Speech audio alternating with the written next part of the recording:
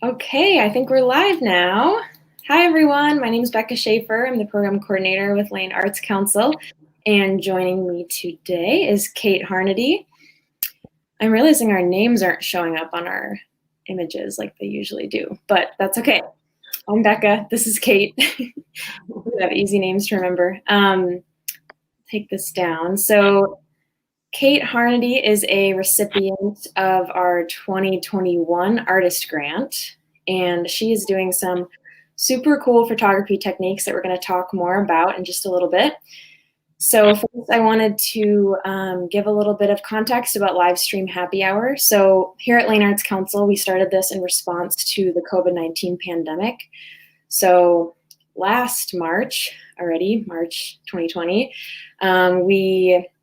I guess it was around April, we started hosting artists live on here to hear more about what they've been up to and what they're working on, just a way to help them connect with our community and to share about the neat things that they're doing. So it's been super fun. We're usually on here every Wednesday around 5 p.m.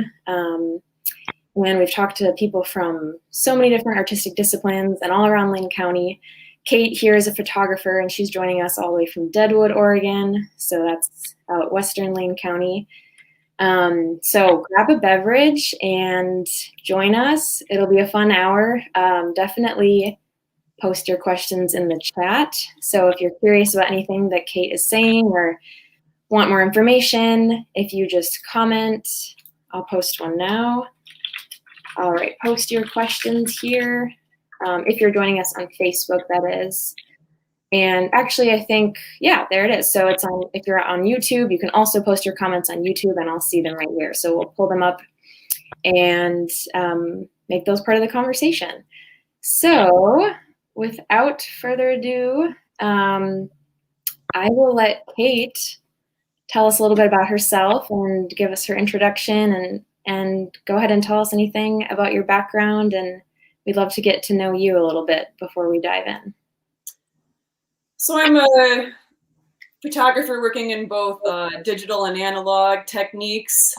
I focus on portraiture, especially environmental portraiture and documentary photography. Been doing photography for a long time. Since I was a kid, I've always been artistically inclined. And you know, when I started in college, I'd originally started in sound engineering program, but I took a photography class and I was just loving being in the darkroom again so much that I was ditching my other classes to spend more time in the darkroom, and thought maybe I should shift my focus because it really was where I was wanting to be. So yeah, but I also got to give my parents a lot of credit for, putting a camera in my hands at an early age, letting me use their point and shoots. And then when I was in junior high, my dad let me start using his manual 35 millimeter Minolta camera. So I kind of got an early start with some of the analog technology. And when I was in college, along with studying photography, was employed as a teacher's assistant and a darkroom assistant. So I had the best job ever. I was working in the darkroom, helping other people, with their prints and, doing darkroom chores and just being surrounded by photography all the time. So yeah. That is so cool. So did your dad, was he a photographer?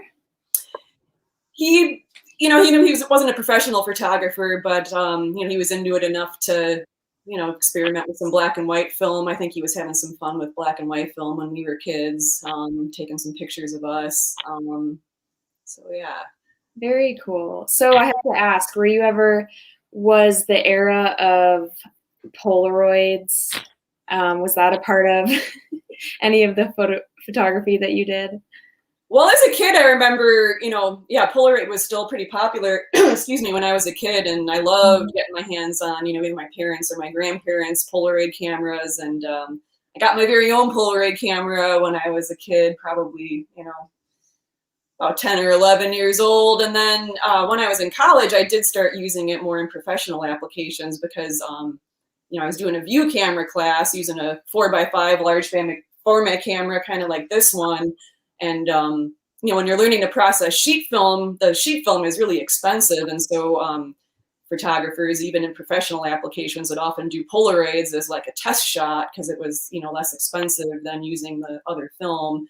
So I did get to do some 4x5 Polaroid work in college. Oh, neat. Which Very cool. Yeah. I have one more question for you on this section. What brought you to Deadwood, Oregon? Yes, how does one get from Chicago, Illinois to Deadwood, Oregon is it's always a good question. I was a city person my whole life, and I kind of anticipated that I was going to stay in the city. But when I was in college, I took a road trip out to the West Coast, and as soon as I saw the mountainous landscapes, I really fell in love with the West Coast and started really wanting to potentially relocate out this way. And I was originally first looking at California, but then, I met more people from Oregon, and I was at the time dating somebody from Oregon, and, we relocated out to the area together, and the relationship didn't work out, but I loved the area and stuck around. So That's awesome. I went from being a city girl to being a country girl. That's great. Well, it's a beautiful area, and I know those of us here in Eugene probably, especially with the heat lately, we all love escaping out west and getting to the coast, and along the whole way along that route. It's just so beautiful. So I was saying before we started the call to Kate that I need to explore the Deadwood area more, and it seems like a really cool little community in there. So we have a question from a viewer already, so I'm going to bring that up. Dear Kate, how did you get into wet plate photography? That is so obscure. Yeah, so I did some analog work in college. I went to Columbia College Chicago, which had a wonderful photography program. I did an alternative photography class when I was in college, but we never quite did wet plate. We did another technique, which is where you would paint emulsion onto tin and then process it like with an enlarger. So it's kind of would create something a little bit similar. But, once I graduated college, that was kind of like the time when there was this digital transition. And so, from 2005 until just recently, I'd been working exclusively digital. But, the past few years, I really recognized that part of what was missing from my work was the hands-on component. When you're working with film and in the darkroom, there's just the human hand is more of a part of the process. And I realized I had been feeling this vacancy in my work, and I wasn't quite sure like what was missing. And then I realized it was the hands-on component, and I started experimenting with some digital techniques. I was actually doing digital photo transfers onto tin, experimenting with this photo transfer process, which is a lot of fun. But when I started making them on tin, I was like, gosh, I really want to learn the original Tintype. Like, what is that about? And so I started, doing a little more research online, and I just fell in love with the process. The more I started watching videos and, seeing what, modern wet plate photographers were doing, I was just kind of fell in love, and I was like, oh, I really, really want to learn this. So I pursued it, and I decided, I know myself, and I know that I tend to learn better hands-on than I do by trying to just read or watch videos. So, I found that photographer Ray Bittigain, who's based in Portland, does wet plate workshops. So I actually did a one-on-one full-day wet plate collodion workshop with him, and was able to really get hands-on, work with him in his studio.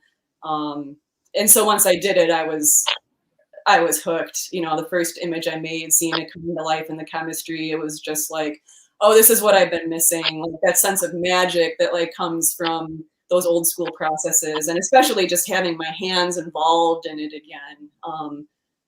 So yeah, thank you so much for the question. I got into it mostly by just kind of, wanting to get that hands-on aspect back into my work.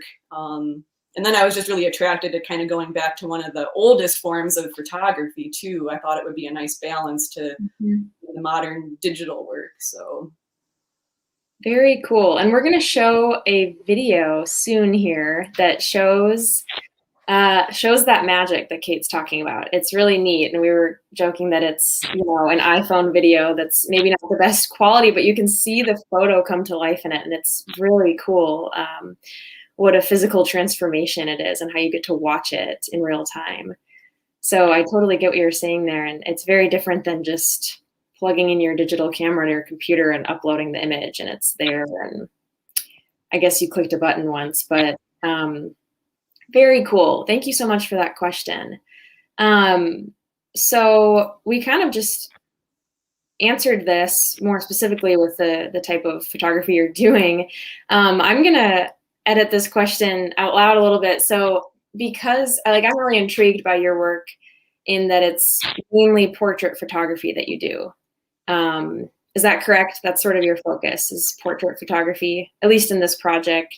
Yeah, definitely for this project. And honestly, most of my projects have been portrait projects. I mean, I live in such a beautiful area. I do a lot of nature photography and other types too. But yeah, I think I tend to be really moved by these portrait projects and really curious about people and their relationship with place. And yeah. So yeah, exactly. I'm curious, what do you like about taking portrait photos and what got you into portrait photography specifically?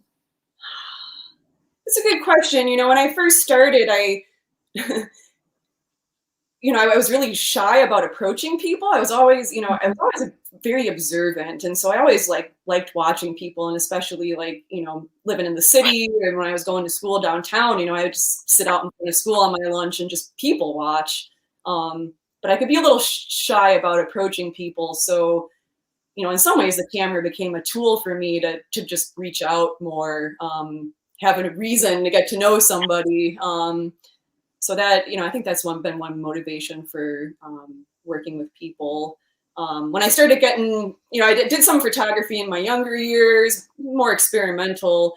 I started getting really into taking pictures regularly again as a older teenager, and partially because I was really into music, and I was in a band and I had friends who were in bands, and I just thought it was the coolest thing. And so, I wanted to take pictures of, all these bands, my friends playing, and I started doing portraits as well and doing, the band promo shots. So the music photography was one thing that kind of got me back into, really actively doing some portrait work. And then when I was in college, my main projects did tend to be portrait projects. Very cool. And that's a really dynamic situation to be taking photos of musicians actively playing. That's a special type of portrait photography. That's not like senior photos where someone's posed and actually looking at you and you're able to sort of set the scene or give instruction. So that's really neat. It probably takes a totally different type of approach when you can't really control what you're taking photos of. And I'm sure the editing becomes more challenging too if you're taking photos in a dark venue or something. Yeah, and I mean, when I first started doing that work, I was, doing it with film, and yeah, I mean, when you're working with stage lights and whatnot, it can be a lot of changing factors to work with. Oh, sorry, go ahead. No, it's okay. Go ahead. I'm curious when you're taking, you said you're kind of a shy person, and I relate to that. I'm not the person who's always going up to new people and breaking the ice or anything. And I could see the type of work you do being really great for actually starting new friendships or forming connections. Is there anything you have to say about that and relationships that you've built in your life as a photographer and because of your photography? Oh yeah, I mean, photography's definitely probably been one of the vehicles for me in my life that's led me into the most relationships and adventures. I mean, it's been a big driving force. One big example would be, shortly after I moved to Oregon, I moved out here in July of 2008 when the economy was doing pretty terribly and gas was I think pushing $5 a gallon. So I kind of came out here at an interesting time, and I had a heck of a time finding any job at all. I was applying for everything and anything I could, not just jobs that were in my realm of experience, gas stations, fast food, whatever, just try and find anything. And I was not having much luck. And just to keep myself really busy and engaged, I was like, okay, I need a project. I need to take on a project. And when I had been back in Chicago, I had done a project documenting kind of a communal house scene. And that was like kind of one of those projects that was a combination of portraiture, but also just documentary work. Like I kind of just spent some time being a fly on the wall in the scene, and would get some just kind of these real more casual, intimate behind the scenes shots, but then also like do some kind of more posed pictures with people as well. So I kind of wanted to continue on that theme of community, and I had heard about Alpha Farm out here in Deadwood, which is a intentional community that started back in 1972. And so since I wasn't, I had all this time and I wasn't able to find a job, I messaged them and I was like, hey, I'm a photographer and I'm really interested in this subject of community. Can I come and take some pictures? And, they surprisingly got back to me very quickly and with a lot of enthusiasm. And so, what I thought was going to be a two-week project turned into more like a 6-month project and a couple exhibitions and some major opportunities. And I ended up living there for 2 years. Wow. So that's an example of how photography really changed my life and has been a changing force in my life. That's incredible. 2 years later, you're like, oh, I live here now. Well, and part of that was because I love this idea of like, oh, I want to do a project on intentional communities, and I'm going to go and visit all these communities, and it's going to be great. And I found myself at Alpha Farm, and I just found myself being like so clueless about what is community, what does this mean, what is this subject I'm trying to document, and I realized I just had a lot of education I could get in that subject, and I saw Alpha as being just a really good opportunity for that. And it also taught me some life skills that as a person raised in an urban lifestyle I didn't have, like growing food. I mean, my mom had a garden as a kid, but I never wanted to work in the garden with her so much. I wasn't really into it as a kid, but as an adult I was realizing, wow, like being able to grow food is a pretty basic life skill that I don't have, and here's a really awesome opportunity to gain that skill. And then just tons of lessons at how to live with other people and live with different people and work with different people and consensus and all these things. So it was definitely a crash course in kind of a community boot camp situation for me. And so I think when I recognized that, I kind of had more of a desire to dig in, both like personally and with the project work, and just kind of continue exploring this subject deeper, as opposed to doing okay, let's take a few pictures and go off to the next, the next thing. So yeah, kind of a deep dive there. And that does tend to be how I prefer to work. I I do document current events, but I tend to have more of I like to go in and spend time. It's one reason I wasn't attracted to working in journalism, because it just seemed like it was such a fast, like, oh, you go to this story and then you go to this story and you go to this story, and it's like I'd rather go to this story and then kind of stay here and talk with the people more and figure out what's happening, on a little deeper level, and spending more time. So. Totally. Yeah, I could see that even just with like your typical sort of like event photographer too. You show up for an hour-long event and snap as many photos as you can. But journalism, yeah, probably even way more fast-paced. I'm clueless about that, but that's so cool. What a fascinating story. 2 years later, I woke up and I was still there.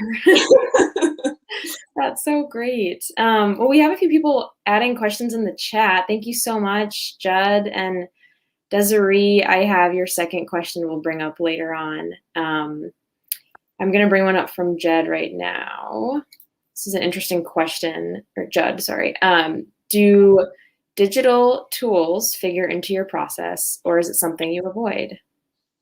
That's a great question. So with the wet plate collodion work specifically, the only digital process I use is I scan the plates just so that I can put them on my website and digitize, share them digitally. And I do that before I varnish them. So is that so they're less like shiny? They're less shiny, correct. So they're a little easier to scan that way. And then, the kind of the best practice philosophy for this work is to scan before varnishing, just in case you mess it up when you varnish. At least then, you have a good digital copy. So I mostly scan them just to use for, sharing online and my website. But I do a really high quality scan so that, I could make a print from the file. But I don't do, I don't go in and like start touching up my stuff in Photoshop. I'll do some basic adjustments just so that the image translates well digitally, but I don't go in and fix things like I would with a digital, a digital photograph. So Right. Yeah, that's so interesting. So what do you mean by a high quality scan? Like what sort of equipment are you using to do that? I'm just using it's actually a consumer grade Epson scanner, but I just scan like as high, like I make it the image as large as I possibly can. So there's a lot of data there. And that's how I was able to, that's the nice thing about these images. Like since they're being shot with this 4x5 camera, it creates what's somewhat small of an image, but that's like the original size, and it's so high quality that, from a good scan, you can make a large print from. Which I learned for the window front exhibition. I ended up doing a large print as part of that. So, because I did that original scan of the plate and did it real high quality, I was able to blow it up to, gosh, I think that print was like 52 by 68 inches. So, pretty big. Very neat. And on your website, which we're gonna pull up in a little bit here, you all will see if you stick around, the digital files are showing up larger than that 4x5, and they look great. It's really cool that you've been able to put the tintypes, that you're able to scan them. Like I didn't even know you could do that because it's not like normal paper, right? Like I didn't even think about that. Yeah, most people will either scan them like I do on a flatbed scanner, or you can set up a copy scan with a digital camera and like take a really high quality digital photo of it to reproduce from. Right. I've decided to go with the scanning route. It seems to work pretty well. Very cool. I'll show Judd's other comment. It's not really a question, but I appreciate the comment. Thanks so much, Judd, for tuning in. Yeah, thank you, Judd. So let's jump into this. So I want to know more about your project, and maybe we start with, what do you think? Should we start with this video just to show people this process? Or I guess we can talk more about the process. What do you think, Kate? Let's show the video. It just give people a little visual. Yeah. But yeah, we can just talk about this project in general. So when it was in winter of 2020 when I really started getting interested in the process and started watching videos online. And it's like seeing something like this, like seeing the image come to life like that and the chemistry, I remember when I was in college in the darkroom, just how excited I would get by that. And so seeing it happen in this process, I was like, I want to do that again. And this is one of my favorite parts about it too. When I do a portrait session with somebody, is bringing it out of the dark box and like putting it in the fixer and having this come to life. And people are always just like, whoa, like that's so cool. So cool. I'm gonna play it a second time because we could all see that magic again. It's so fascinating. But so once I learned this process and I worked with Ray Bittigain in March of 2020, like I think I was coming home from Portland and that was the first time there was like no toilet paper on the shelves. So it was like right at that time when we were going into pandemic times. And then it was like stay at home order, and pretty much all my contracts disappeared and all my work disappeared. And I was at home and trying to kind of figure out what to do with myself. And when I saw this wonderful grant opportunity from the Lane Arts Council, something that stood out with it was, it seemed like the work was really encouraging artists to create new work in new ways. And I was like, oh, I'm learning this new technique, and really put a lot of energy into the process of, writing the grant proposal. And it's kind of one of the ironic things about it is that, the pandemic in some ways gave me the time to really dig in and, write that grant and, think about how could I do this project. And, when I was thinking about, well, what would I want my first wet plate project to be? I really wanted it to be connected to Lane County. And I want, one thing about this local area that stood out to me, even before I moved here when I first visited is just, the community is so rich in creatives and artists and artisans. Anyone who's gone to the Saturday Market or the Oregon Country Fair or many of the events around here where there's, just so many creative artists and artisans. It's such a big part of our community. And so since I was getting hands-on with this, old school artisan technique, I just became curious about, other artists who were working. And, at first it was really about like historical techniques, and that's kind of been my focus. But, I've expanded it a bit too, because, I've learned with this, like I'm using mostly old school techniques, but I still do use some modern technology. I use, some of the chemicals I use are pre-mixed, so I'm not mixing them on my own. I use, tin that's pre-cut. Yeah. So, that's kind of an interesting thing that came up of, all these different artists who are working in these kind of traditional techniques. Often there is, still some modern aspects that, come into the processes because we are modern people. Right. And even like, for me with this, it's like, like one of the, like the old school fixer that, a lot of people still do use today, is a chemical that's considered pretty toxic. It's cyanide. Potassium cyanide is a popular fixer. So I've chosen to not use that. I've gone with the option that's less toxic. Thank you. Yeah. So, there's sometimes a good reason to modernize a process. And, for me, I've tried to find a balance with this of mostly being old school about my process and technique, but, I have decided to incorporate, modern things when it really makes sense too. That's really, I was literally thinking that. I'm like, I wonder if any of these old, like, what was the word you called? Mixer? Or fixer, yeah. So fixer. The fixer, and like I said, there are photographers today who still use it, and it does have a very specific tonal quality that a lot of people do really crave. I've just chosen to. Do they wear a mask or anything?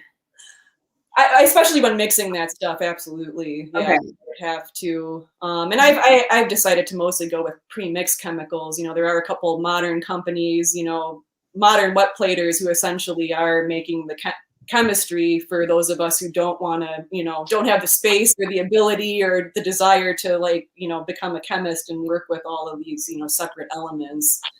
So, right.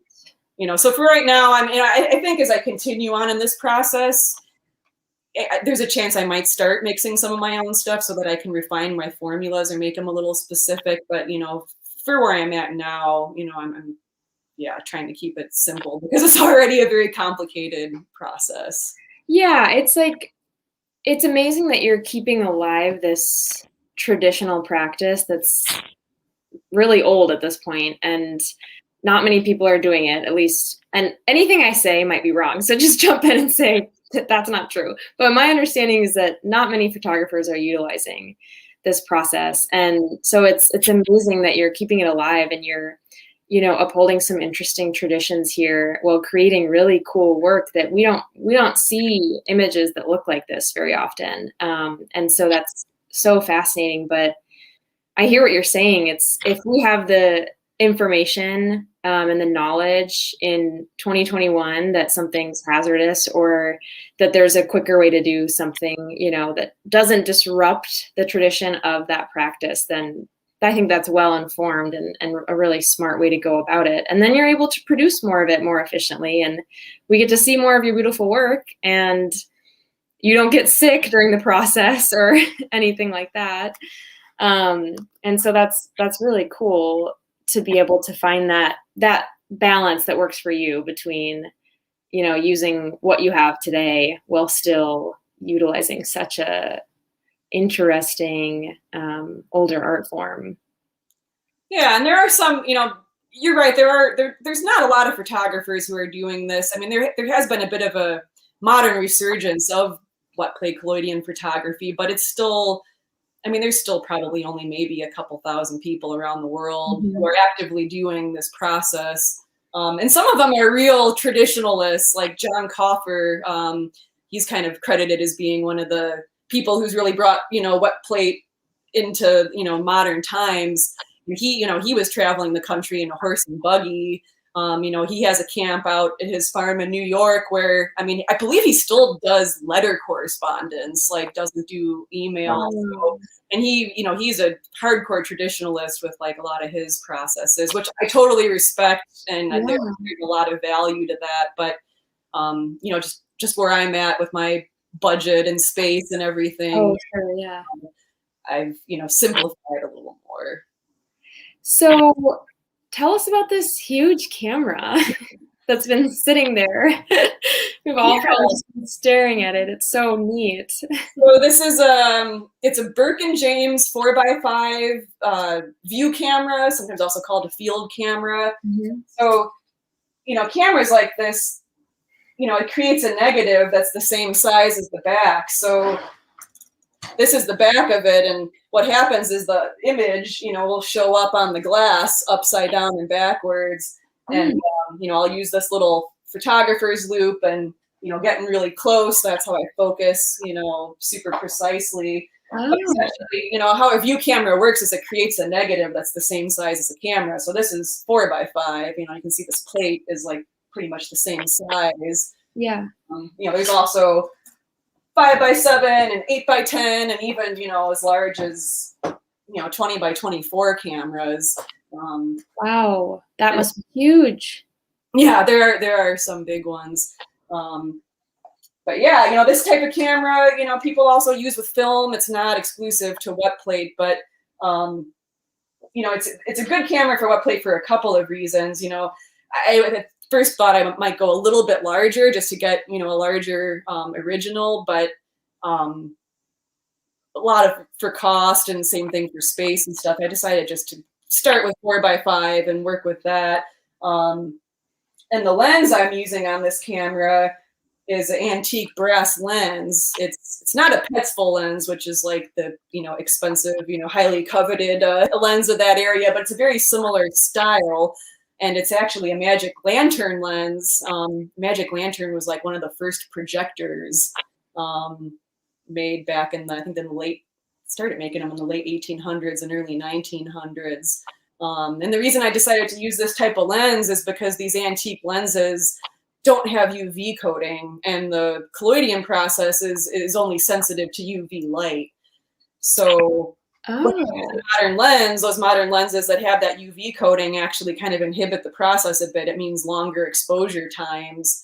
So I really wanted to try and keep my exposure times down. And that was one reason I went with one of these lenses. And they also have a nice effect to them. They create, it's called bokeh. It's a kind of swirly pattern where, you'll see the person's kind of sharpened in focus, but anything in the background kind of has a swirled look to it. So that's just creates a really nice look. So that was another reason why I wanted that particular style of lens. Every sentence you say, I have like a question about, and I'm overwhelmed with there's just so much information here. So backing up, I don't know if this is a silly question, but so the lens itself is antique. So that was made by someone like 100 years, 200 years ago. Yeah, I'm not exactly sure the age of it. It doesn't have any numbering or anything. So, but yeah, it's pretty old technology. Like at least 100 years ago. Yeah, and this one doesn't even have any, like modern lenses, you have aperture. The modern lenses have a ring on it. The old lenses would have, you'd actually change the aperture. They might have like a slat in it, and then you would put these little different kind of plates in it to create the different planes of focus. But yeah, this lens only has one aperture. So it's just a pretty simple lens. There's really nothing, there's no clicks, no changes you can make to it. It's just fully open. So that means that I do have a pretty small plane of focus. But it the nice thing about having a lens wide open like that for wet plate is, once again, it lets in a lot of light. And since the process is very hungry for UV light, that's really helpful. If you're going to use a modern lens, and especially say you're going to want to do, like a f/22 and do an aperture where you'd really have, a large plane of focus, you could do it, but, you might be doing, a 10, 20-second exposure to get that. So, yeah. What's f/22? That's if you're familiar with, photography basics, the aperture is, that's like how much is the lens open. And when it's wider open, you have a narrower plane of focus. And when it's closed down, that creates a wider plane of focus. So that's something you need to be mindful of. Like if you're wanting to do a landscape and you wanted, something up close and a little farther away to both be sharp, you'd want to use, an aperture like f/22, and then you'd have a lot of sharpness. Whereas if you went to like f/3.5, which is about what this lens is, like with this, sometimes it's like, you can get someone's face in focus, but the back of their head might start to go out of focus. So it's right. Narrow plane. I noticed that on portrait mode on the iPhone. Modern day aperture, like when you're in portrait mode, like sometimes it's really crisp and good, and sometimes like, yeah, people with more hair or something, it starts looking like the background. Especially if you're working in low light, I bet that yep. So good. I'm glad I know more of the where this comes from now. So rewinding, because I have more questions about what you said. The camera itself, I was asking about the lens. The lens we determined is like, who knows how old, at least 100 years old, maybe 200 years old. The camera itself, was that created recently? Is that like a modern replica of an older style, or is it old as well? So this is, I guess, a more modern replica of an older style. I figured out that this particular camera, I think, is probably late 1950s, early 1960s. So it's older, but definitely not antique. Okay. But it's it's pretty similar to this particular technology. I mean, there'd be upgrades throughout the years, but it's still pretty much the same basic technology. A bellows camera that you have you focus by moving it in and out, and you have some different things you can do with moving the back plane and the lens to kind of create some different effects. Very cool. And then really quick, because I want us to keep going through this process, I'm like holding us up, but UV, so the UV light, so normal cameras now block UV light. Is that what you're saying? So a lot of the cameras now have UV coating on the lens, and that that helps with various things, lens flare especially. It probably helps like preserve the lens for a long period. I would think there might be probably some preservation aspects to it. But yeah, for wet plate specifically, that UV coating just kind of becomes one more barrier. People still use them. It's just, like I said, you have a lot longer exposure times you need to deal with because you're having to also go through the coating on that lens. So yeah, and that's also what people often ask, like, well, why do tintypes look so different? And a lot of it is because that's color sensitivity, how it's sensitive to because it's sensitive to UV light, like the colors translate different. Like it doesn't really see red, so red ends up turning out really dark, like almost black, and then blue, it's really responsive to blue light, so that's why like blues can turn out white. Almost, if people have blue eyes, their eyes often look really lighter than they normally do. Like this. Yeah, I mean, the eyes will just kind of have that, blue eyes kind of glow a little bit. And that's all because of that UV spectrum sensitivity. There's a couple, if you search, anyone who's curious about it, if you search online, there are you can find like a colloidal color chart, where you can see how colloidal will, read color. There'll be pictures of like a color image and then a normal black and white image and then a colloidal image, and you can kind of see like some of those differences. Very cool. You know, I'm just, as we're talking, I'm sharing my screen now. I just thought I'd pull this up because you're explaining some things that I think would be helpful for us to be able to see. So there was something down here as you're talking about the process. Well, here's some.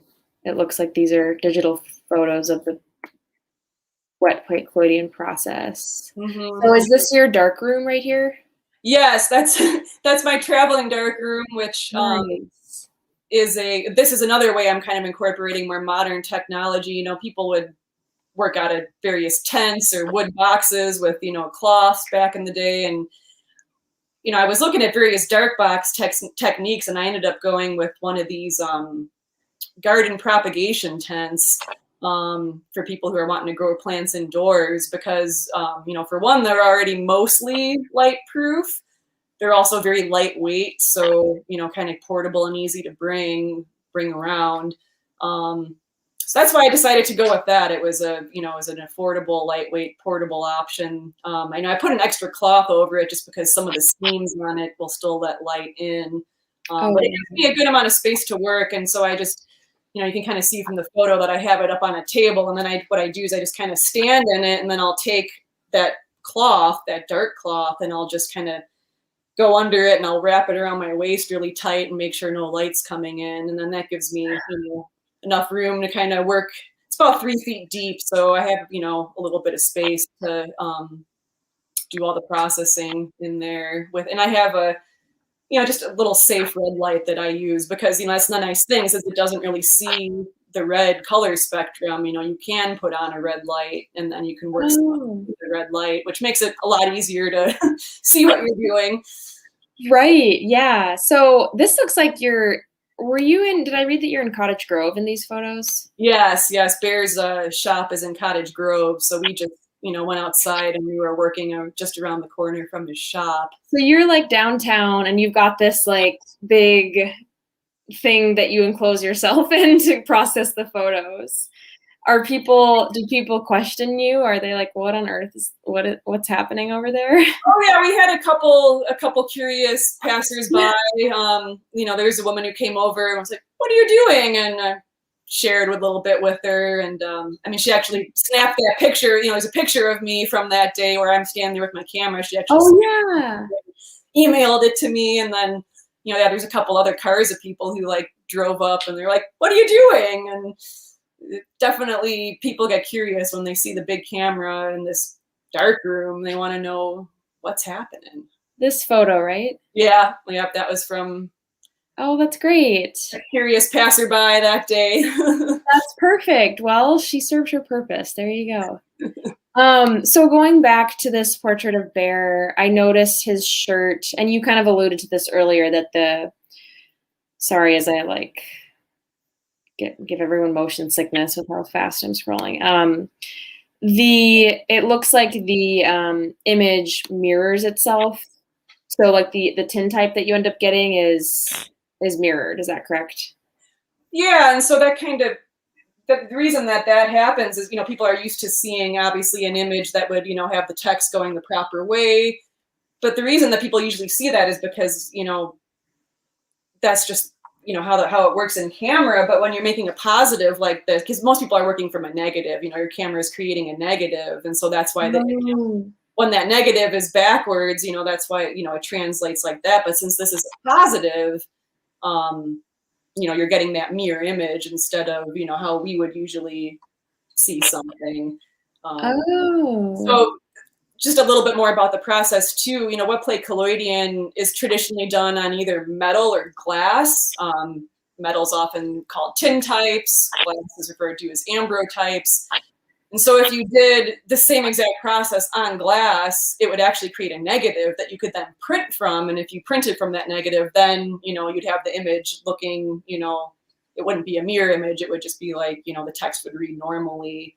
But since this is just a positive, you know, it has that mirrored effect, which also kind of, you know, creates a little bit of a different look. Oh, interesting. How did you decide you wanted to do tintypes instead of ambrotypes? Since I had been working on metal before with my digital processes, it just kind of was, my curiosity was more about printing onto metal. I would like to try glass eventually, but I just kind of decided to focus on the metal for now. It's definitely a little bit more durable than the glass is. And, I like the idea of just creating one of a kind images too. Like, I think there's kind of something special about not really being able to make an exact copy from it. Yes, I scan it and I could print the scan, but it's not the same as having, an original image, or even like, a copy from a negative. So kind of just like the one of the kind aspect of the Tintypes. Sure. With the glass, would the photo be sort of like, is it like clear glass? Like, would you be able to see through it? People often we'll do it on clear glass, and then it looks like a negative that you can kind of see through. But here's the cool thing about how it works. If you took that negative, that clear glass where you could kind of see the negative image, and you put it up against a black surface, it would look like a positive. That's the interesting thing, is the way the silver works. On a clear background, you have a negative, and on a black background, you have a positive, which is kind of a interesting part of that process. Very cool. Okay, so can you walk us? I'm sort of all over the place because everything you say, I'm like, hold on, I don't know about this. But can you walk us through just the process of taking one image? Yeah, absolutely. So first thing I would do is I would get my plate and I would pour the salted colloidal mixture on it, which is a combination of colloidal, which is like kind of a gelatinous substance, ether, and alcohol. So I would pour that on the plate, and then that starts to slowly kind of get gelatinous. And then I go to my dark box and I put this plate into a silver nitrate solution to sensitize. So after I let the plate sit in there for 2 minutes, that's what makes the plate light sensitive. It's not light sensitive until I put it into that silver, and the colloidal is actually the like the substrate for that light sensitive material. So once I take it out of the silver, it's light sensitive, so I need to make sure that I'm taking it out under my safe light, and then I put it into a holder. This is one of my wet plate designed negative holders. And so I would just, put the sensitized plate in there, close that up, and then now this is closed, I can take it out into the light safely because this is light tight. I would go and I would take this and I would put it into the camera, just put it into the back here. And then to make the image, this is my lens cap, is my hat. I would have that on there, and then I just pull that dark slide up and now it's open. And then I would just use the hat to make my exposure, cover it up, put this back in, and then I take this and I bring it back into my darkroom box. I would take it out, and then I would pour a developer solution on it, and I develop it for about 15 seconds. I just pour the developer right onto the plate. I don't do it in a tray. I just pour it right on there and kind of agitate it. And then after 15 seconds, I would pour water on it to stop the development process. Once the development stopped, then I can bring it out into the safe light to put into the fixer. And when I put it into the fixer, that's that magical process we saw earlier, where it goes from being a weird, negative, ghostly, bizarre looking image to positive image. So that's pretty much the process, and it takes about 15 minutes overall from start to finish. And that's a big part of this process and why I need to travel with the darkroom, because you need to do all of this before the plate dries. Like, once the plate dries, it's not taking any image. So that's why this process, relies on that portable darkroom. And that's why when the technology was created, the dry plate technology, which allowed people to make plates that they could just bring with them and expose without having to travel with the darkroom. Most people switch to that because it's easier than it is to have to do it all in the field. So you're using the darkroom before you're taking the image? Yes, because I gotta make it light sensitive, and so once I take it out of that chemical, I gotta do it in the dark or under a safe light. So that's why I need, yeah, the dark room before the process, and You don't need it after the process. Is that I correct? need it after too because Oh, you once I make the exposure, then I gotta take it out do. in a safe light and develop it, and And put water on it to make it not collect any more light. yeah, well, the water stops like the development kind of gets it going, and the water stops the development so it doesn't get overdeveloped. Because then, if you overdevelop enough, it'll just ruin the image. And then once it stopped developing, you got to fix it, and that's what makes it from like that negative into the positive. After development, essentially, it's no longer light sensitive like it would be. That's when it's safe for me to take it out. And that's the whole thing. Like any of the steps in the process where you need it to be light safe, there's potential for light leaks. I mean, that was like probably the first major troubleshooting issue I came up against was I just kept getting all these foggy looking plates that just, I'd maybe get a little bit of an image, but it barely showed up and it mostly just looked white and washed out. And I couldn't get a decent image. And eventually I realized it was because I was fogging my plates. The light I thought that was a safe light that I was using wasn't safe enough, apparently, and it was fogging my images. And then, like, if you have, even if it's just like one time I dropped my cloth and like, let a little bit of light in, and it fogs an image. If you're for like a second. Yeah, just a little bit is enough to ruin the image. So. That sounds really easy to screw up a lot. There are so many steps like along the way that you can have mistakes, like any light leaks, and they can happen in any part of the process, can really mess you up. Are you pretty consistent with it now, or is it still like that they go wrong sometimes? Oh, they still go wrong sometimes. I've definitely learned a lot, but unfortunately, it's like you can read all this stuff in textbooks or watch videos or get tips and tricks, but a lot of the mistakes, it's like you almost need to make them yourself to really learn from them. And I've made a lot of mistakes. I still make them though, and sometimes like once I started getting into the summer season this year, I thought I really had stuff dialed in, and then I was getting, unpredictable results. And, one of the reasons I realized I was getting unpredictable results was because the developer gets really finicky when it gets hot. So once it gets over a certain temperature, and a lot of times it's like I'd start the shoot and it wouldn't be a problem, but as it warmed up, like the last plate, I'd be like, what is happening? And, eventually I realized it was like, oh, the developer's getting too warm. And, I was able to correct that by, either trying to plan it so I'm not working at the hottest parts of the day, or, just bringing a cooler and keeping my developer in the cooler so that didn't happen. And that's just one example of one thing that can go wrong. And then you also need to maintain some of these chemicals, like the silver nitrate. You need to filter it every so often, or you start getting little artifacts in it. And so there's a lot of steps in the process where you can potentially make a mistake. The funny thing though too is some of the mistakes people actually really love, like a couple of my plates. I think the one that I have on the website that I used in the window front exhibition, there's a portrait I did of a local Siuslaw family who's wearing some of their traditional Siuslaw regalia, and the image I ended up using for the show actually has a mistake in it. You can see it on the left-hand side of the image, there's like kind of that white stuff into the edge. Yeah, like that means I didn't clean my plate holder well enough. I tried to wipe it well in between images, but that time, I didn't wipe it well enough. And so there was just a little bit of silver kind of hanging out in that plate. And so that's what caused that effect on there.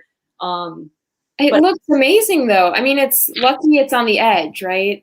Right. If it was in front of someone's face or something, you might have a redo on your hands, but it looks really cool how it ended up.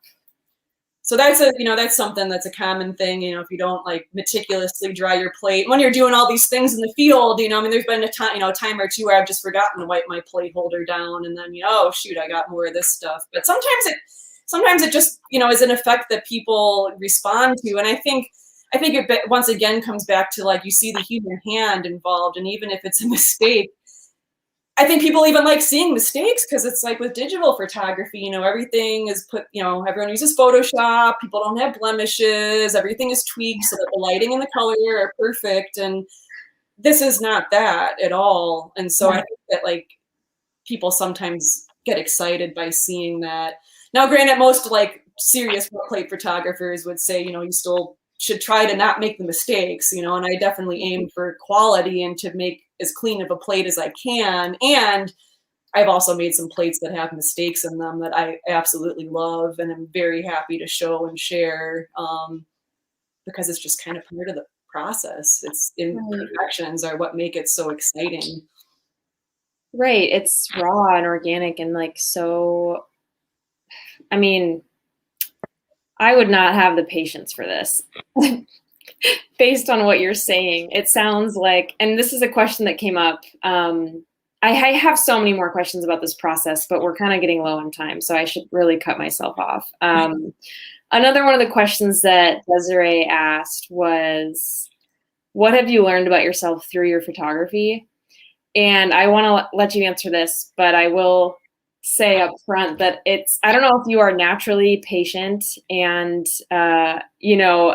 someone who's good at persisting and persevering through frustration, but it sounds like that is the type of life skills that are needed in this type of process. And that's funny you mentioned that. Like, patience is, I wouldn't say my strongest suit at all, but it also, it was kind of the reason why I wanted to get into this process, was to just, learn to be a little more patient and a little more methodical. And part of like something that I feel like I've learned through doing this, and something I was hoping to achieve from learning this technique, was to let go of having to be perfect, because like I said, those little mistakes sometimes are what make, just for a really unique, special image.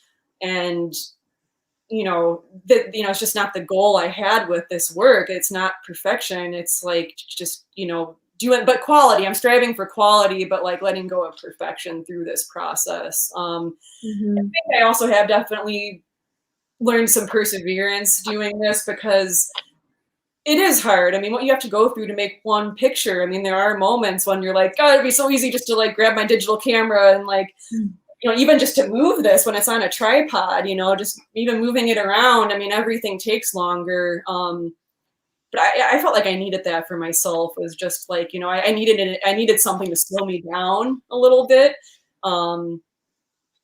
take things a step at a time. And, this is something I've really been cultivating through this process. And I've also learned that, that I am resilient, and that I am stubborn, but in a good way, because I have had to fight through some challenges, just making the mistakes with this. And then even like last winter, in the middle of the grant cycle, I had a health crisis. I was diagnosed with a heart arrhythmia, and luckily I was able to get a procedure that corrected that. But it was just, there was a lot of times when I doubted myself when I was doing this, like, gosh, can I do this? Am I good enough at this? Am I going to be, am I going to be able to create the kind of impactful project that I want to create?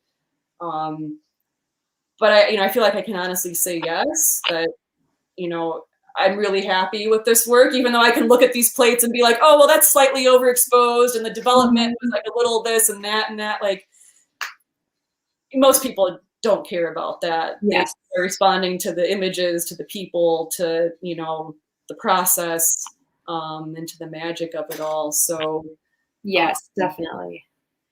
Yeah, you are your own. So much through doing this. I mean, photography's been a big teacher overall, but like, yeah, the this methodical process has really, it's just kind of shifted my relationship with photography, I think, in a really good way.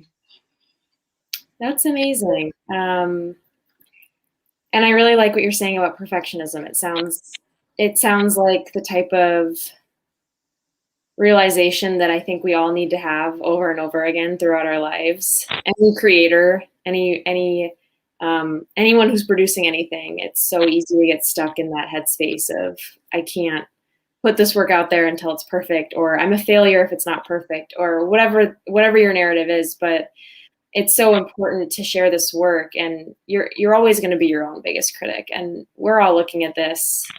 I mean, I wouldn't have noticed that this is a mistake. Like, to me, it's like, what an interesting photo with this, cool texture around the outer edge, right? Like, we're all seeing this so differently than what you're going to know about it. And I appreciate your vulnerability in being willing to share the truth of that with all of us as we learn about your process. It's been such a pleasure to talk to you. And I wonder, we're kind of out of time. Are there any portraits that we didn't get to talk? We were planning to talk, full disclosure. I wanted to ask you more about each of these. Are there any on here that you want me to pull up and, share any more information about the subject matter or the photo itself or anything like that? Well, I mean, I guess the first thing I want to say is that I do, I have a project blog on the site where, I am utilizing that to go into a little bit more detail about the portrait sitter, about these artisans, about their technique. And, I have some photographs of, their creations. Some of them I've created some digital comparisons. So I only have 2 up so far, but, I'm continuing to update that with artists who are included. So, as opposed to, I guess, focusing on one, because I don't want to give anybody special attention, because they're all, I mean, I really deeply appreciate every single person who sat for me for this. And, I chose all of them because I really value their skills and what they have to offer our community. So that's why it's kind of hard to try and pick one. No worries. Focus on. It's really wonderful. I read through both of these stories on your project blog, and it's such a wonderful way to explore the process and the work that you're doing. So I encourage everyone to check out, I think I've got a ticker banner I can put up that has the website. So Kate is documenting her project at tintypes.format.com. And like she was just saying, she's got this project blog. So this woman, Karen, is a puppet maker.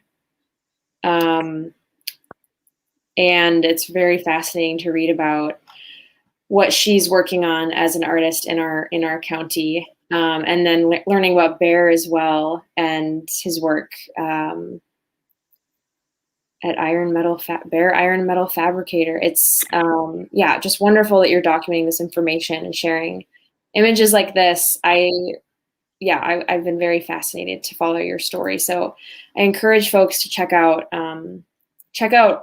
Kate's website. It's easy to peruse the whole thing pretty quickly, actually, because it's, at least time goes by fast when you're doing it, because it's really fascinating and looking at all the photos and seeing, and I'm really excited for you to post more of these project blogs. So that is wonderful.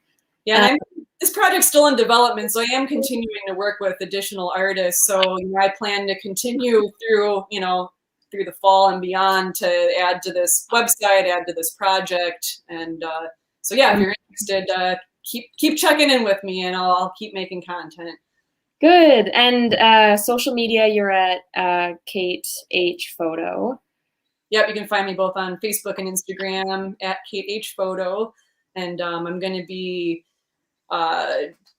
featured artist for the Cottage Grove Art Walk in October. So I'm going to have another opportunity to share some of this work. And I also wanted to give a big thank you, because I recently received the Jane Stevens King residency, which is going to help me continue doing more portraits for this project. So yeah, I'm really grateful to them, and super grateful to the Lane Arts Council with the support from Eugene and Banner Bank for, giving me the support, because, this grant has provided such huge support and accountability and community and just so many wonderful things. So I'm so grateful for the opportunity. It's really made a major difference in my life and has really allowed me to move forward with this process in a big way. So amazing.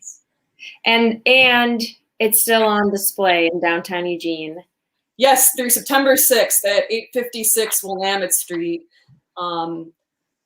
So please check it out. And there's lots of other amazing art as part of the art walk, and I'm exhibiting with 2 amazing artists who also received this grant. So yeah, come and see the work. Yay, wonderful. Thank you so much, Kate. I keep trying to wrap things up. I zipped through this ending stuff, so if anyone has questions about where to find Kate's work, or how long the Eugene exhibit will be on display, or questions about the Cottage Grove Art Walk, you can still comment on this, and we should be able to get notifications and respond to that. So feel free to comment or contact Kate on social media at Kate H. Photo, or Lane Arts Council, lanearts.org. You can find contact information there, and we will answer all the questions because we want to make sure that Kate's work gets seen. It's such a cool project. I'm so grateful for you explaining all of it, and I hope my questions weren't like completely silly. I'm clueless about all of this, so it was really fun to be able to learn along with hopefully the viewers. Hopefully the viewers didn't all like know all of this, and I hope that we were together in learning about this unique process. But I wanted to say one last thing, which is that Lane Arts Council's artist grant application will be available on September 1st. So in a few short weeks here, we'll be posting it on the website. And if you follow us on Facebook and get our newsletter, you'll definitely see the update. But our artist grant is back, so we will be doing another grant cycle for artists, just like Kate. And the grant structure is going to look a little bit different this year, and all of that information will be available on September 1st. But this is our first ever grant cycle last year, so Kate was part of that group that was one of the first ever groups to get this grant. And it's been so cool to see what all of you have worked on. And I've learned so much administrating this program and being able to like follow you all and keep in touch. So yes, thank you. I'm gonna stop talking, put up the thank you sign, cut myself off. I have so many more questions. I'm gonna have to just do some research or something, but it's been so fun. Well, you or anyone else who has more questions, I'm more than happy to continue the conversation through email or social media, so don't hesitate to reach out. Awesome, I appreciate that. Great, thanks everyone for watching. Have a good night, and we'll see you next time. Bye, thank you.